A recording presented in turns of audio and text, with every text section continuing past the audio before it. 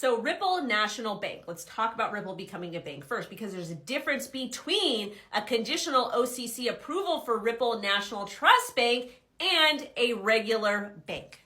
National trust banks are specialized, OCC chartered institutions focused on fiduciary duties, asset custody, and trust administration, often operating digitally without FDIC insurance or lending services. While regular banks like a Bank of America, Wells Fargo, Chase, whatever, they offer commercial and retail services to people like you and me.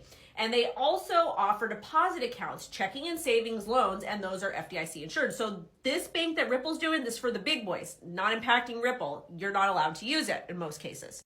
But the OCC approval becomes effective April 1st, 2026. And then full federal trust charter is still pending until final OCC approval. And the conditional approval allows Ripple to prepare operations as a federally regulated national trust bank focused on digital asset custody and settlement. And once they're fully operational, they'll be able to provide regulated custody and safekeeping of digital assets. And they will be able to engage and partner with institutional banks, which that's Ripple's business bottom line.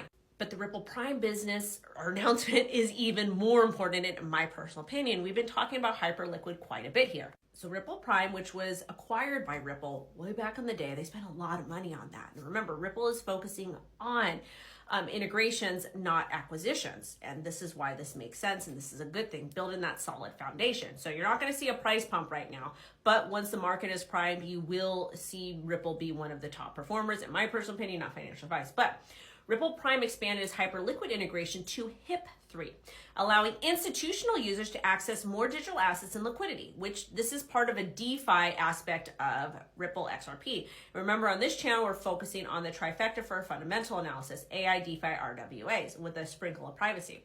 So Ripple Prime is a platform for institutional investors to buy, sell, and custody digital asset.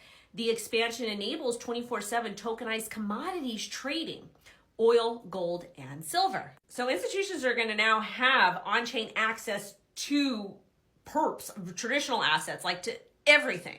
It offers TradFi exposure and DeFi exposure.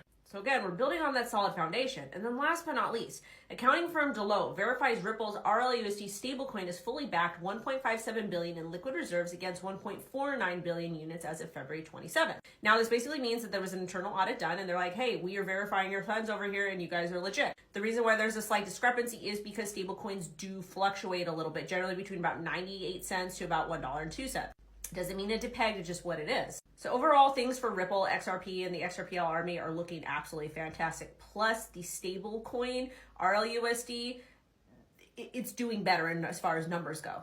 RWAs, tokenization, aka. Anyways, thanks for watching. Goodbye. And drop me a comment. I read them all.